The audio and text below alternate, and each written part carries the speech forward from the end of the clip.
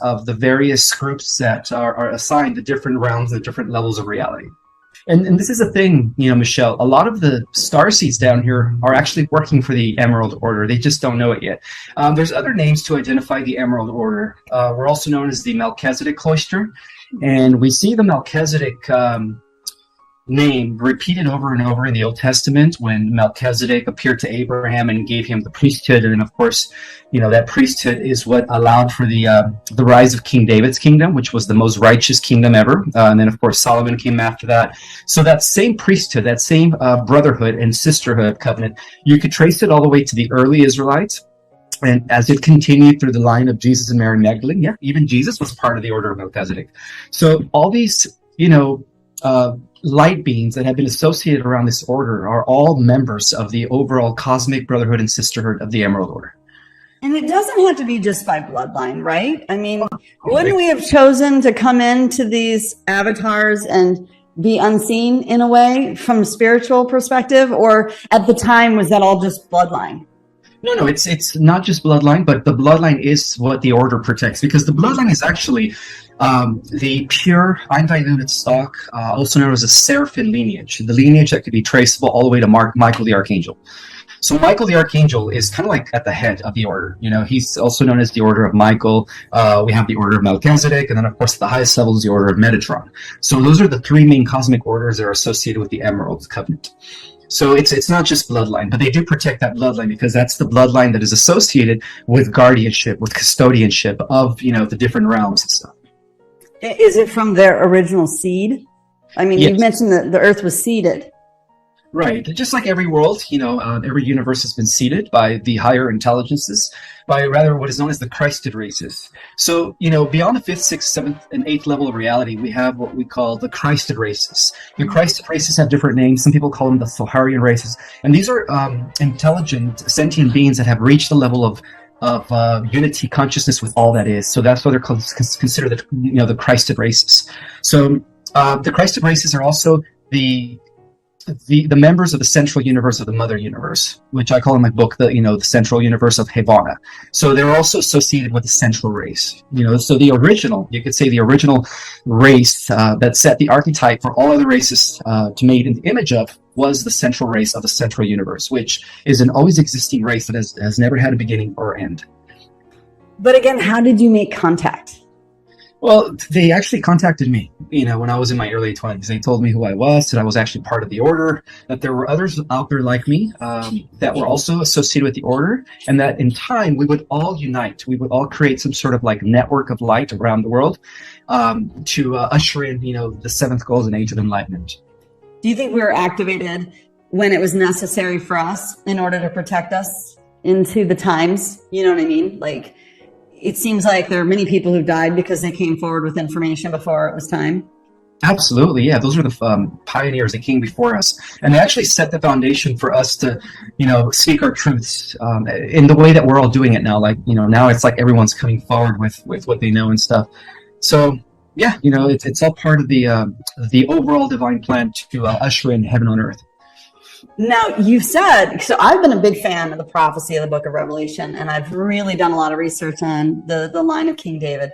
Mm-hmm. But you said that these prophecies have been galactic, and they've been for a long time. Tell me about the galactic prophecies. I mean, I've known there's Hopi prophecy and Lakota prophecy, and there's obviously prophecies of Joseph Smith, even in the Mormon religion, and that are all coming true today. Mm-hmm. And so I'm curious, talk to us about the galactic prophecies. Okay, so all the prophecies that we hear about through these, spiritual figures, they all derive from the ancient original galactic prophecy that could be traceable back to Lyra.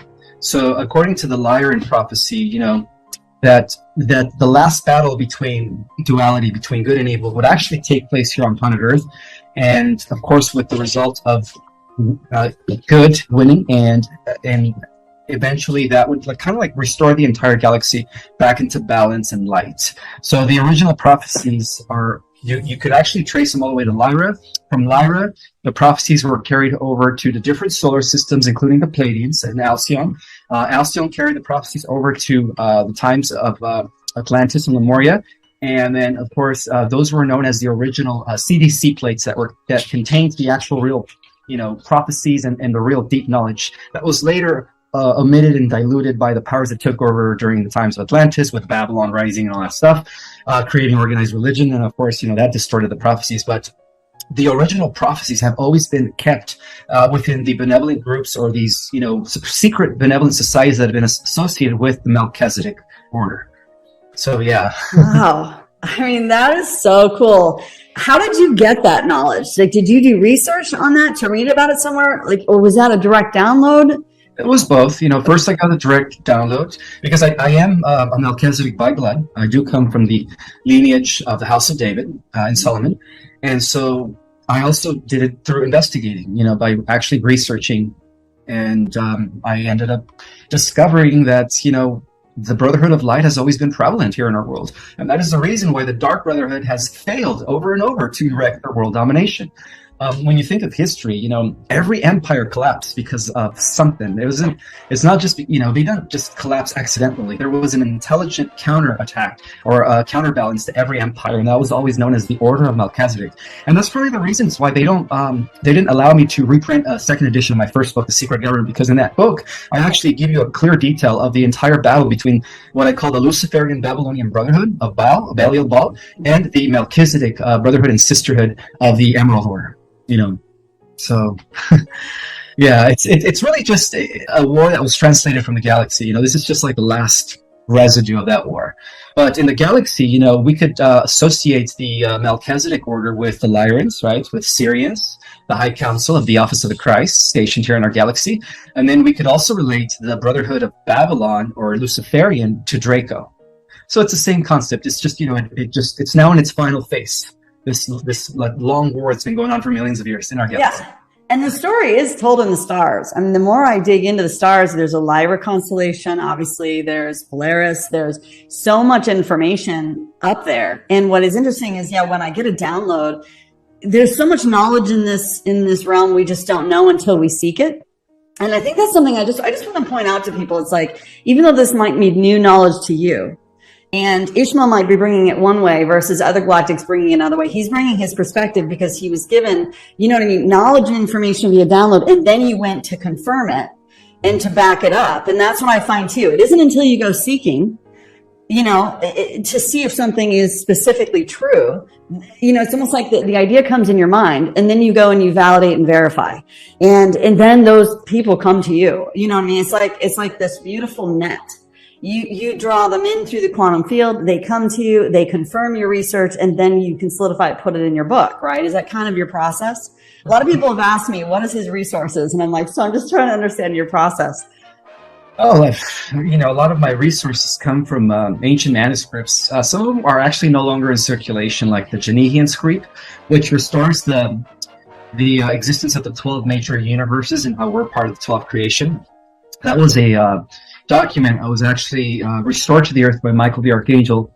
And the way it was restored, it was like it was meant for me to have that document. And then as soon as I got in possession of that document, every other document or every trace of that document anywhere else was completely eliminated. But, unfortunately, I did lose that document. But I was able to capture at least the main concept of it. And then, of course, integrate it with my book, Our Cosmic Origin. Okay, I'm going to ask a hard question because Sure. This is just always on my mind. My journey was inward. So I get a lot of my information inward. Mm-hmm. A cell has 12 chakras. The body has 12 chakras. And you mentioned 12 chakra or universe. You call it universe. That seems interesting to me, as if there's infinite big, infinite small, and we're just part of the cosm. So you've got macrocosm and you've got a microcosm. We're just here. We're just here because this is what we can perceive, right? Yeah, it's the same like everywhere, as above, so below. So, we're part of the system of 12. So everything is in that order. It's the divine numerical order, 12 constellations, 12 strands of DNA, 12 tribes of Israel, the 12 knights of the round table, and anything that is associating with divine ordership is within the numerical system of the 12. Right. And for some reason, I keep hearing 13. It is nonstop. Like if you take the 12 frequencies of the zodiac and you play them all in perfect pitch all at the same time, you get silence. Mm-hmm. If you take all of the colors in the rainbow and you put them all together, you get white light. everything in the center, it's almost like the center of the clock. Do you know what I mean? Mhm. There's something about the golden ratio and the 13. Well, there is a very significance to the 13. According to the secret knowledge, the 13 is associated with the hidden. So we have the 12 going around the hidden. The hidden is also represented by the eternal sphere, space reality, eternity. It also relates to the concept of the great divine mother, the original, substance that gave birth to everything, including the creator gods of universes.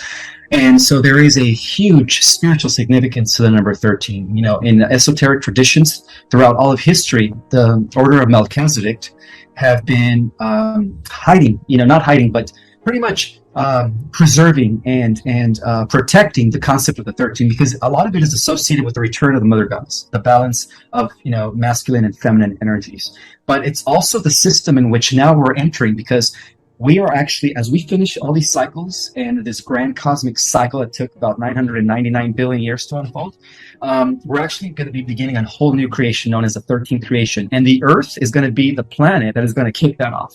So Oh my gosh. Yeah, so we're going to be part of a whole new different cosmos. And the Earth is going to be at the center of it all. So we're going to go from the numerical system of the 12 to the numerical system of the 13 when the ascension takes place. So everything's going to go back to the 13, which is in relationship to the natural cycles of the universe, like 13 months and 28 days. That is actually the real calendar. The Mayan, yeah. Yeah, exactly. Well, the Mayans draw from the ancient Atlantean calendar, which again, be traceable off-world.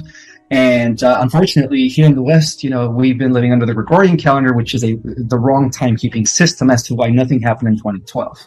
It's like 10, 12 years off. Yeah, it literally says in the end time prophecy of the book of Revelation anyway, that that the devil would manipulate time and nature, and that we wouldn't know the times. And that's why we study the stars, or I have, is to reset the time and the clock, because we did see that great wonder that appeared in heaven when, the woman clothed with the sun and the moon in her feet and a crown of 12 stars above her head. And so much happened on the earth plane at that time. I mean, it's going to be the greatest story ever told. It's like what myths are made of. And speaking of myths, a lot of this is played out in mythology as well.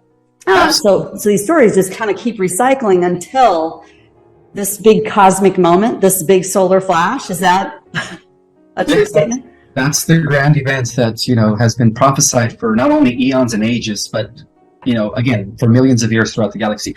The event that is about to take place here on the Earth is what everyone's been waiting for in the cosmic community, as we end all these different cycles. We're actually experiencing the greatest of all the prophecies. We're living the final prophecy, which is the overall prophecy, the shift of ages, the restoration of heaven on earth, the removal of the dark forces. But it's not just happening here on our planet, Michelle. It's actually happening throughout the entire cosmos. There's a huge house cleansing taking place right now where all the negatives are being, arrested as I speak.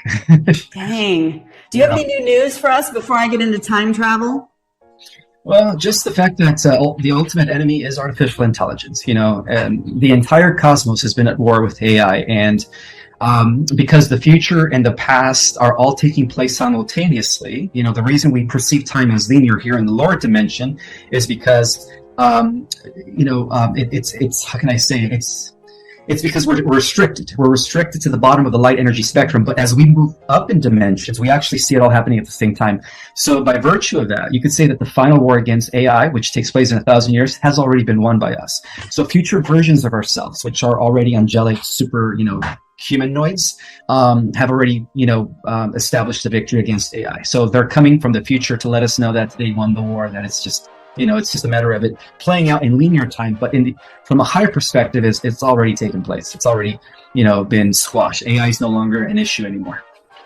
I've been told that some people who come here with a soul contract or who are higher dimensional beings think, oh, this will be a piece of cake, because they're used to being able to time travel, to go back in time and change anything and then go forward in time and make alterations, maybe even slow it down or rewind it to replay. So what would you say? Have you learned to time travel? Have you been practicing time travel for a while in the mind? And has that helped you get clarity over your soul contract? Absolutely. A lot of the information that I'm getting regarding the cosmic activities comes from my future self, version of being the future. And I was told that many of us actually time travel from the future to alternate the timeline where we win the war against AI. So yeah, I've been, experimenting or experiencing a little bit of that, where I see different glimpses of the future. And that's why I'm going to be, in my next book, it's all about prophecies. I'm going to be talking about what's going to be going on after the millennium, after we win the war against AI, and what life is going to be in the new cosmos as we all partake in the 13th creation, as we begin this new cosmic cycle that's going to last another 998 billion years. So what's so crazy about that is as you get that download and you agree with it, if it's a download you agree with, then you almost start to manifest it. So which is happening first? The cart before the horse, or the horse before the cart? Does that make sense? Like, it's confusing. Absolutely. And also, when somebody writes things when somebody writes something, they're writing it into existence. So there's the question posed. Is the prophet, when the prophet writes, is he writing because he's getting a glimpse of the future, or is he creating that future scenario through his writings? Exactly. Like, which one is influencing which? I think it's both. I think it's happening simultaneously. That's exactly what I'm stuck with. Because I've started to become aware of, it's like sort of like in my visualization, there'll be this huge clock, and there'll be so many doors just all over the clock, and I can enter any door. And that door will take me into whatever reality I'm calling upon. So if I want to go and see someone at this time, space, reality, or if I want to go see the future, you know what I mean? And then in the center, again, of that clock, it's almost like a chambers. And there are all these other doors that you can go into, almost enter into other universes. And I found that it's all about what you want to learn. It's all about your journey and where you want to go, when you want to go there. It just comes to you, the inspiration. Have you come across anything like that? I don't know what I'm seeing. Well, what you're seeing is you're seeing different probabilities, because this is the thing, Michelle. Every version of yourself, different aspects of yourself exist on different parallel realities and parallel Earths. So through the quantum field, we're constantly shifting, And so in each parallel version of yourself, you're slightly different. So every decision that you ever took, there's the actual opposite to that, as if you didn't make that decision.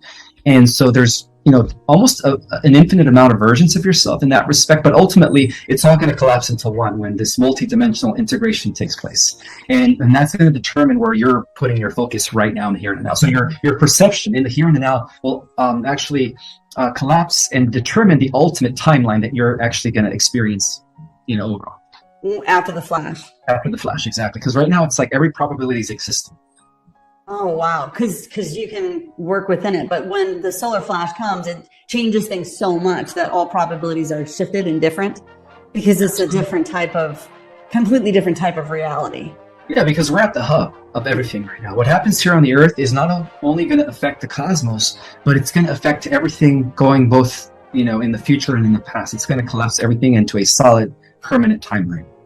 Okay, because I've also realized that there's almost like you can almost just ask your mind intuitively for a point in time in your life where you branched off into another pretty solid reality. You know what I mean? And you're almost aware that there's this other life.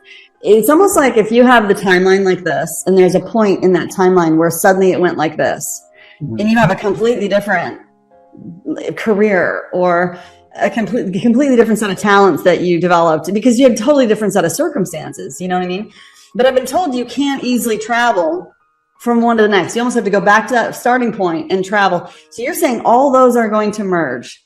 Absolutely. Yes. I don't understand. Like, my mind is blown on that time. The time travel is something that I really want to understand better, because it seems like all artists who create music and in fact, even when I look back on my artistic creations, you can see that I was painting the future, and that's why they had to have such control over the artists of the realm, is because through musicians and song and lyric and all that, putting it out into the realm would have been something that the dark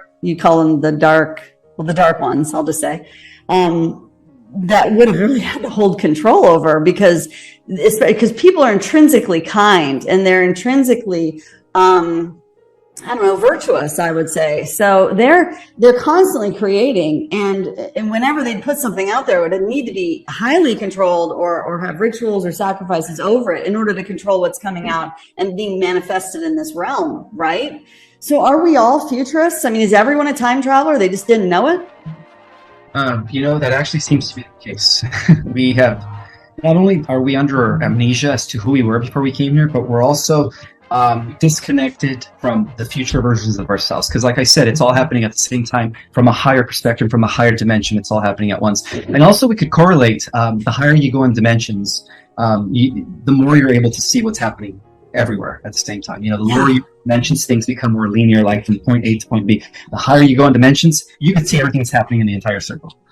I love it. I love that, because again, so the concept of the law of one, and that we are everywhere always, and that our archetype, our consciousness, is available across the net, if you will. But it's interesting because we hold this avatar, this 3D time space reality where it's a challenge. I mean, it's almost like putting together a puzzle, which I love. I'm having fun with this experience. Personally, I wouldn't have picked any other experience. I hope people realize that even if you feel alone right now and you're learning who you are, you know what I mean? It's still so much fun to put the puzzle together.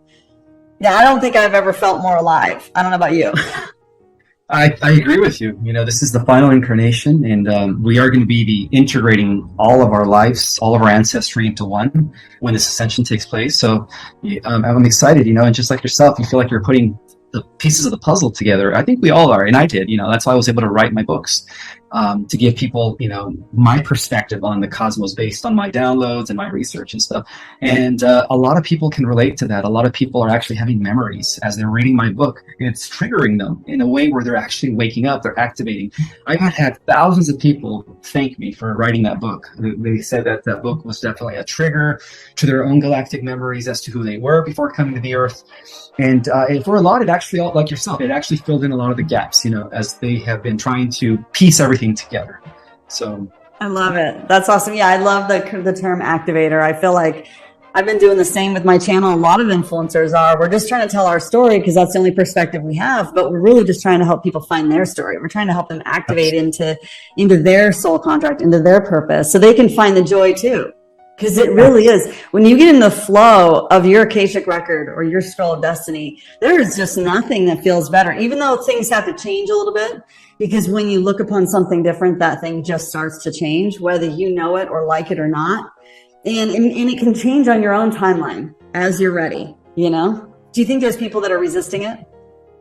In some cases, but that resistance is going to be lifted as the critical mass, as we reach critical mass, because we are also part of a collective human mind hive.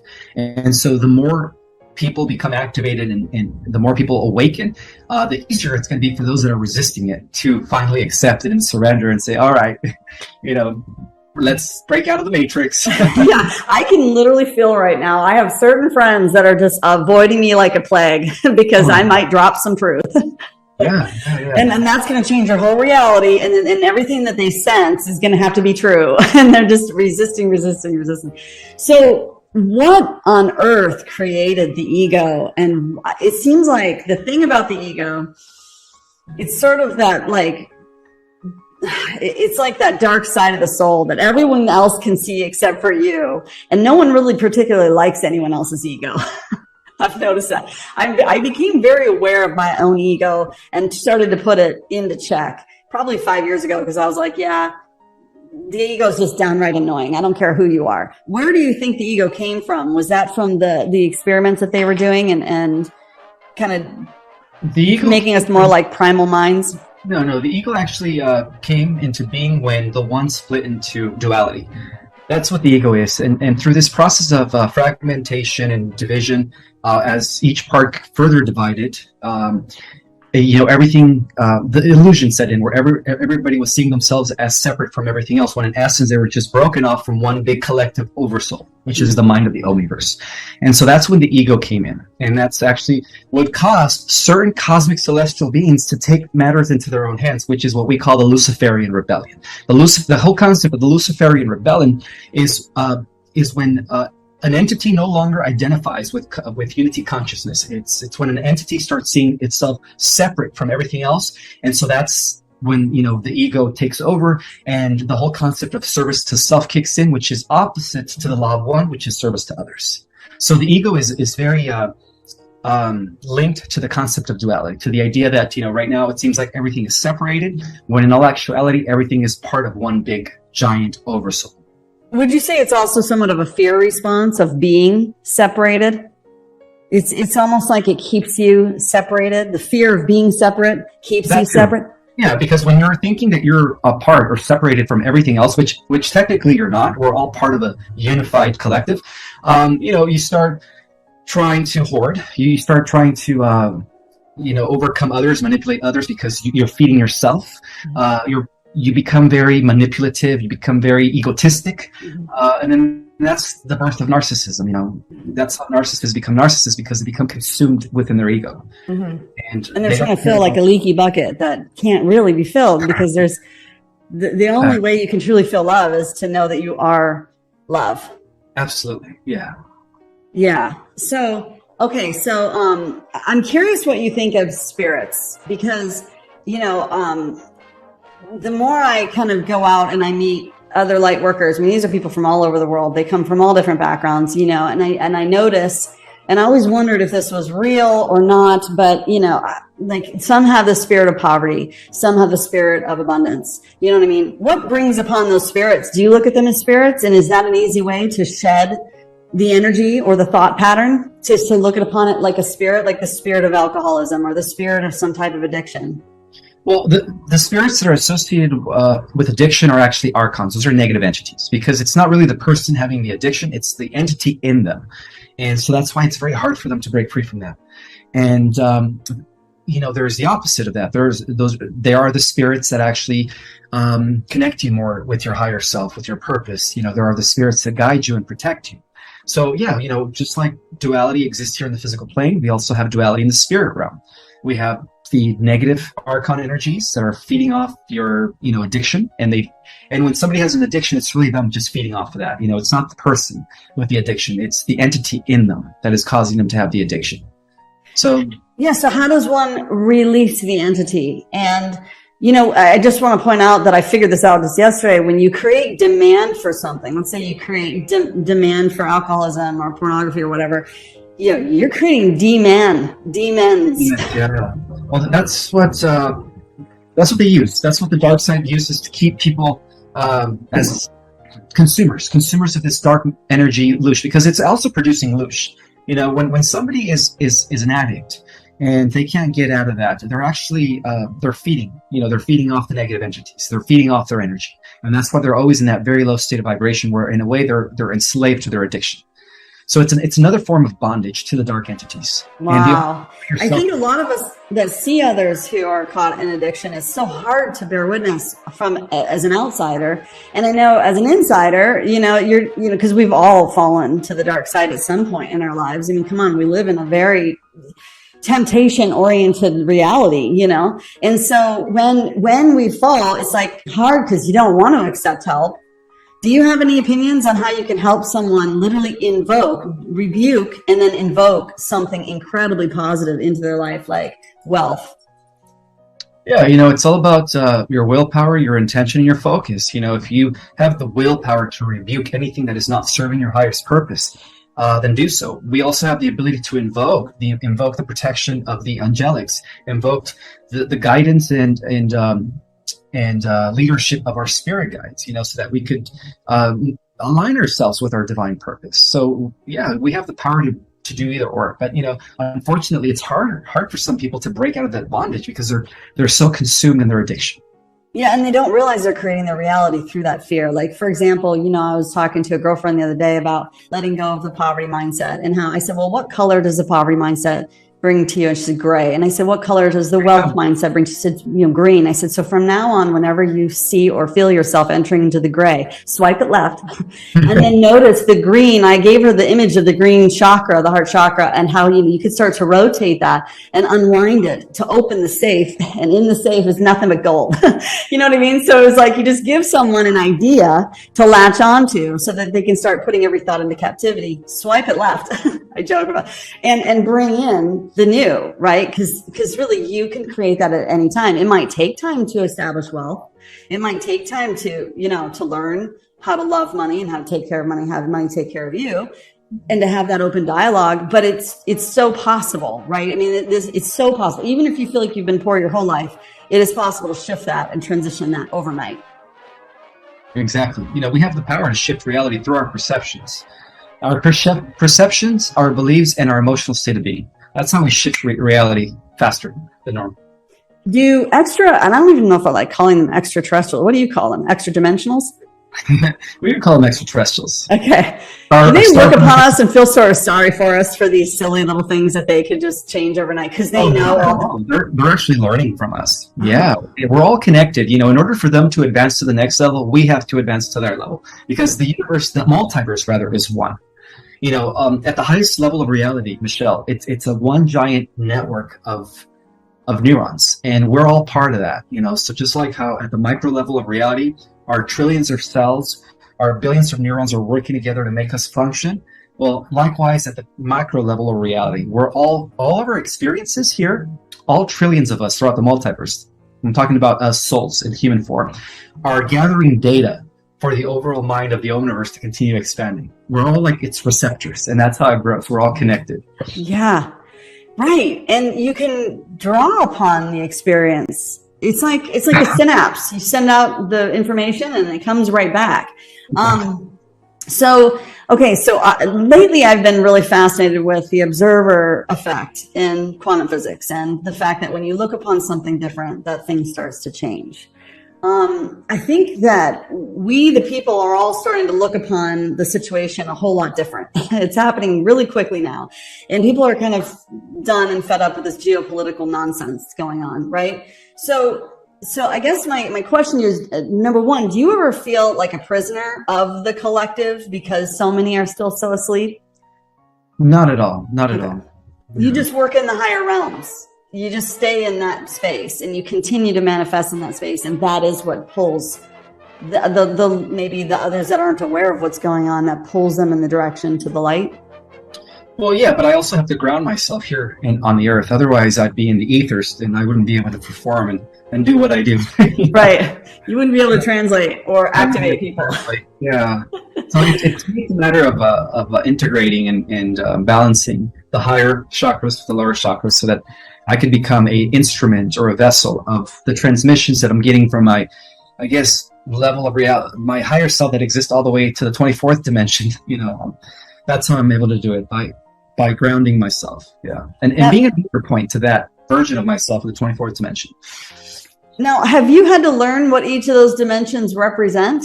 And therefore, that when you start operating in that dimension, that you are at that level. I mean, I think a lot of people think you got to go in order.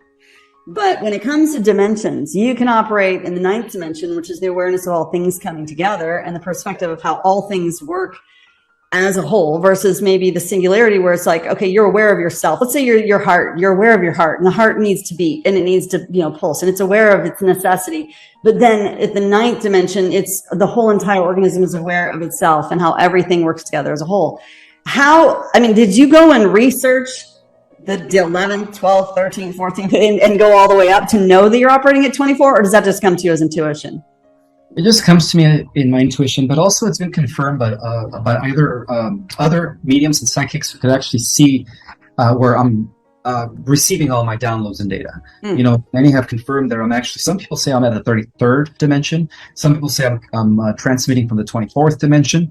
So, it could be both. So to me, it's just, in my own understanding of things, but yet also validation from others.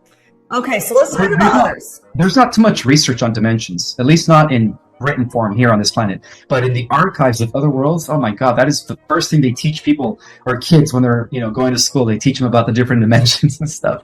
Yeah. Okay, so a lot of people, when you talk about the observer effect and you talk about each other observing one another, a lot of people are really scared of who to trust anymore. Like they can't trust their doctor, their minister, their teachers. And so they're really sensitive about who their teachers are and where they're getting their information from and what psychics they see. Because you just mentioned, you've come across people who see this in you, and you learn to trust the observer effect because then you become it too, right?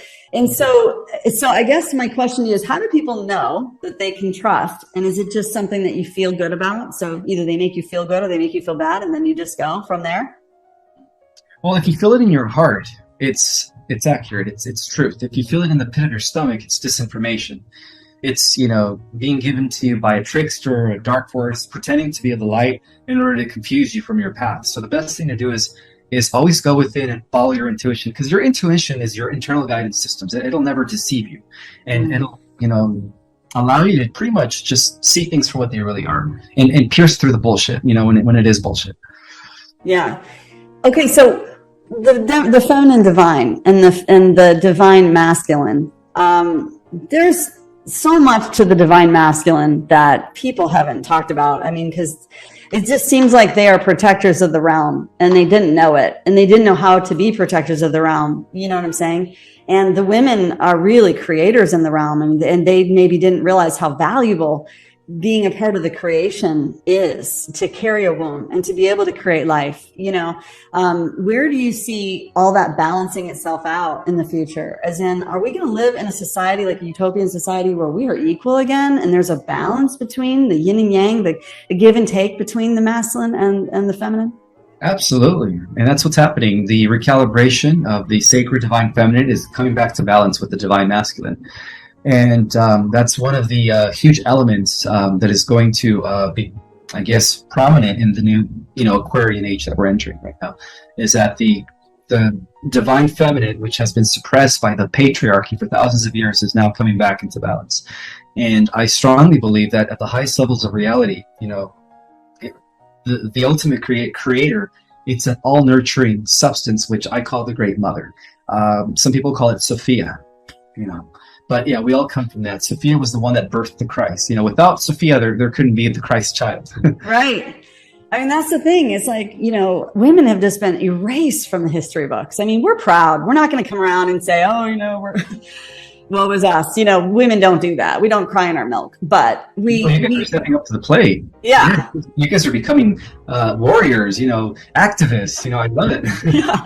Yeah. I think it's really amazing to see the ladies come forward in the truther movement. But, I also see a shift in how men perceive women. I'm seeing a shift in, it's almost like they're raising the bar, and they're like, enough's enough.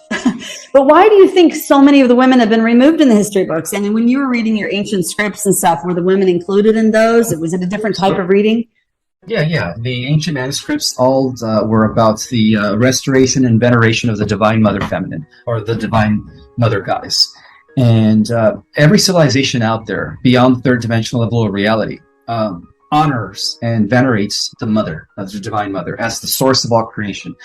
So what we've experienced here in the last thousands of years, due to the infiltration and takeover by the masculine Draco, we've seen a huge suppression of the divine feminine, and even through organized religion, they always demonize her as a whore, right? Mary Magdalene was a whore, when in actuality, Mary Magdalene was the representation and the embodiment of Sophia. Her and the Christ were actually twin flames. They came together to represent the unity of the divine and, the divine masculine and feminine coming back together as one. And they were a perfect example of that. And, just like he had 12 disciples and apostles, Mary Magdalene had the 12 Magdalenes. So It was equal. Yeah, it was very equal. She was considered as equal to Jesus during those days. And they were part of a community known as the Qumran, or the Essenes, which also translates as the pure ones. And the only reason they were secluded and isolated themselves from the rest of the Roman world was because they had to protect their divine knowledge. And of course, they had to protect themselves from the threat of the Roman Empire that pretty much dominated the surface world. So that's why they secluded themselves in the caves of Qumran and operated in secret for a few hundred years. And then, of Yeah, course, I always find it interesting that Qumran, they all sound pretty similar. I can't say. It's the letter of the alphabet. Yeah, plus Anon. Like there's so many things that are coming together where you're like, well, that's not a coincidence. I would love to be more. I would love to be like Mary Magdalene. I think all women should strive to, learn the secrets of the universe and be like her and her king. In a When way. they came to union to have their first child, they weren't just having intercourse like we do. They were actually doing it through tantra magic, which is tantra spiritual, high spiritual sex, and that's how they were able to birth, such a divine child, which continued the seed of what I call the seraphim, right? The seed of the guardians here on the earth. Wow. And that's not just for Pleiadians. That's for all galactic beings that can mate via aligning every chakra at the perfect frequency. Is that? Yes, because in the highest levels of reality, the extraterrestrial races or brothers and sisters from the stars, they all practice tantra. Tantra, which is, it's not just physical sex. It's sex involving breathing, concentration, raising the Kundalini energy, raising, instead of ejaculating, you use that to raise it up your spine in order to activate your crown chakra. So they don't release, they actually use it to transform themselves, and actually they use it to ascend even into higher levels of reality. I was told that's actually an energy that benefits men if they don't release, and that something about the Ankh, I don't remember, but it was like about moving those energies up and down the spine and learning to ascend through that. Yes. Yeah, so that's how sex is performed in advanced civilizations. It's more sacred than the way we have been doing it here on this planet. In this planet, it seems like it's been more like tribal. It's been more barbaric, Right. And as we enter this new world age, it's going to be more sacred. There's going to be more of a, it's not only an exchange of energies between a male and a female, but it's also a catalyst to together evolve into higher states of consciousness through intercourse. It's there's just infinite possibilities we're not aware of, and so to open and expand your thinking, even to take in the new idea and then to become available to it, then you start to learn it. And okay, so I had a very interesting experience in a visualization I'm being asked to share with both my audience and with you, because I'm really, really fascinated with the feminine divine and the powers that be, the powers within her, and I think, and I'm curious if this is also one in men. One of the doors, I was seeing this big clock, and I chose a door to basically connect with one of my spirit guides. And as he opened the door, he was bawling. He was really sad, and I had no idea why he was sad. So I just went into the space, and it was really dark, and I went down the tunnel. And because it was so dark, my instinct was to convert to my light being, my light body, so just pure light, so as to illuminate this cave. And there were all these children, souls that were quite traumatized. And so my instinct was to just grab a piece of my heart, my golden light, and to give it to them. And of course they received it with open hands, and then they put it in themselves, and then they were cheerful and lit up. And I just kept doing it, one child after another, until I could just literally start to, almost like it was almost like a wheel, and I was spinning on a wheel. I was just letting all this like orbs fall down into the children. And, I remember coming out of that visualization feeling a little exhausted, like I'd just given a big part of my soul, but it felt right. Like I always checking in to say, did I just give a little too much or what, Well, 2 weeks ago, that vision probably happened 4 months ago. 2 weeks ago, my angels were saying, why he was crying, right? And I said, no, I really had no idea why he was crying. I said, because those souls had been killed. They had died, and you gave them new life, right? And I said, no, I had no idea that I was giving them new life.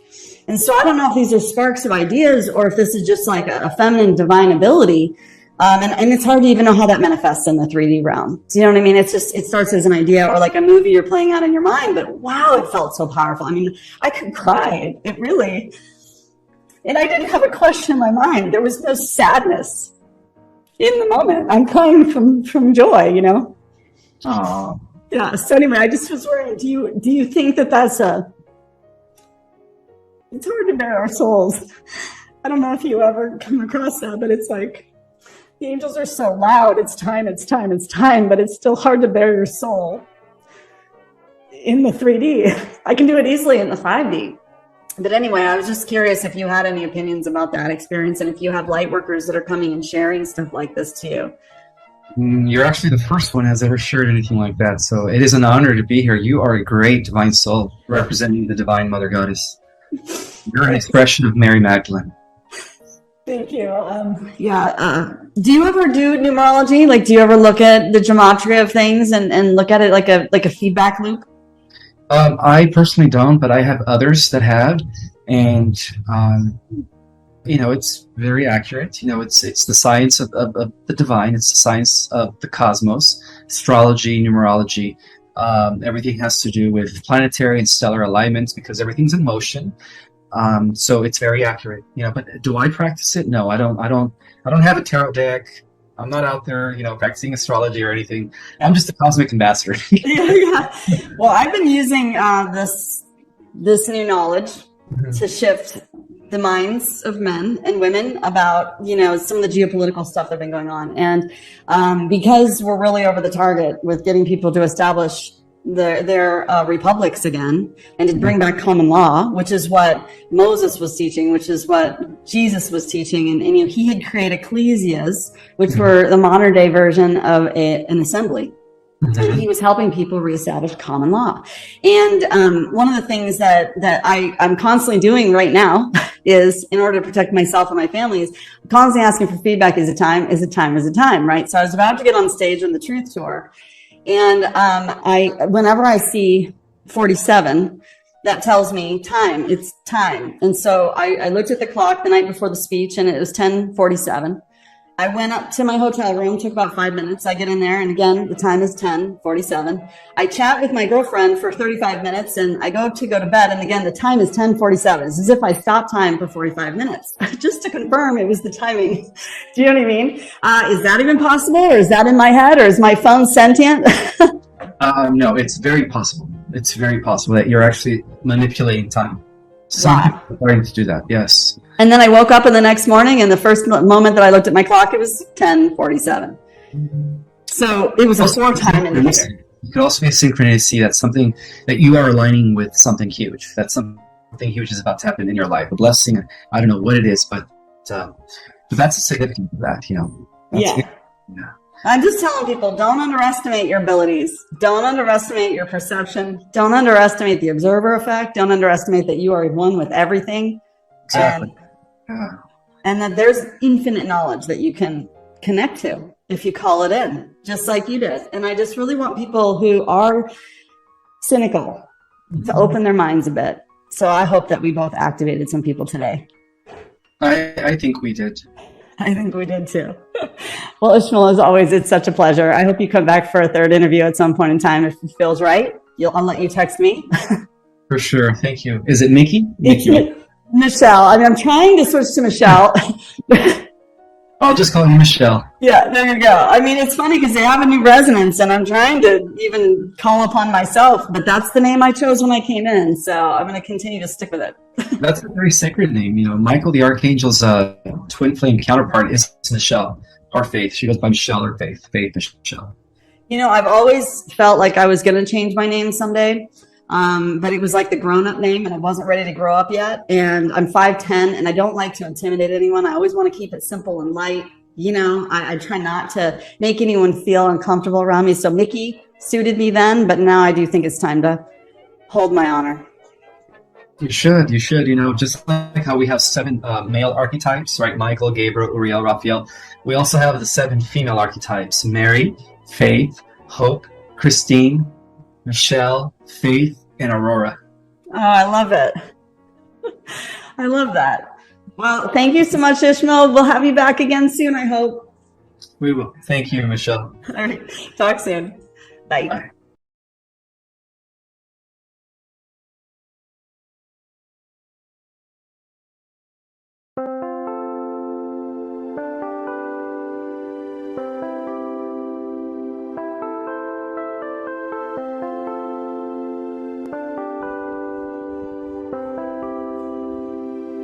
Chẳng được quên khi cơn mưa đêm lại về.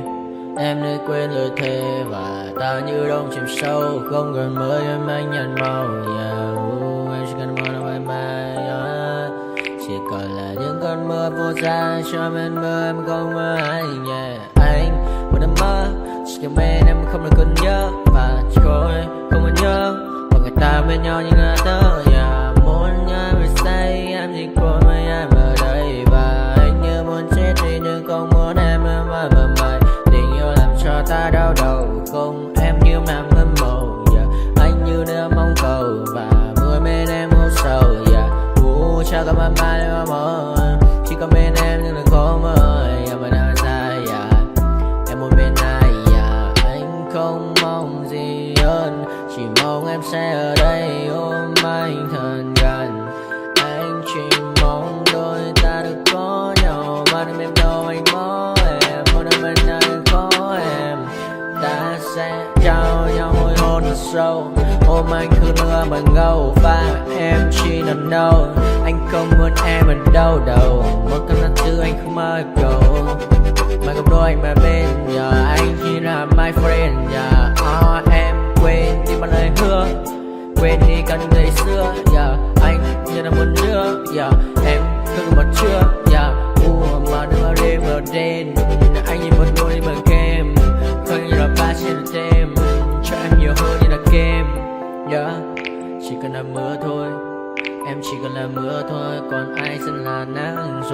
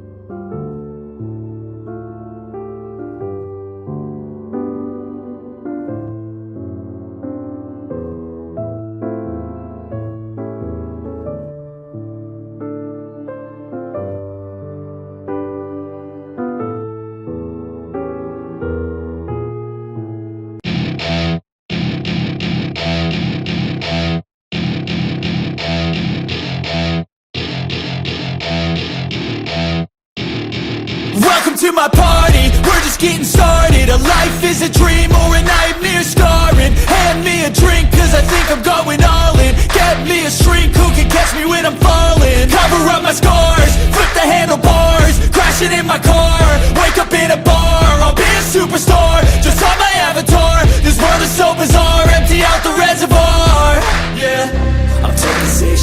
yeah, straight to the face. And I wanna get lost, I'm sick of this place. Don't know how to stop when I'm feeling this way. So I'm taking 6 shots till I'm feeling okay.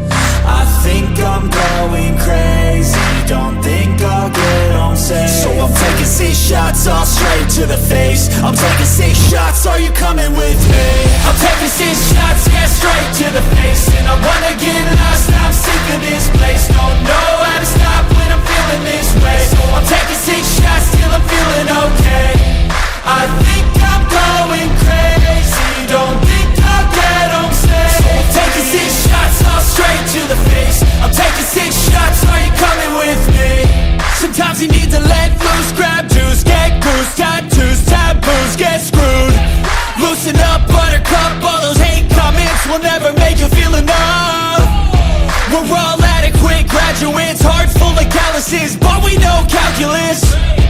Damn, ain't that fabulous? Can't wait to apply all those mathematicus. But we can't get a job that pays us enough. I'm about to pop off.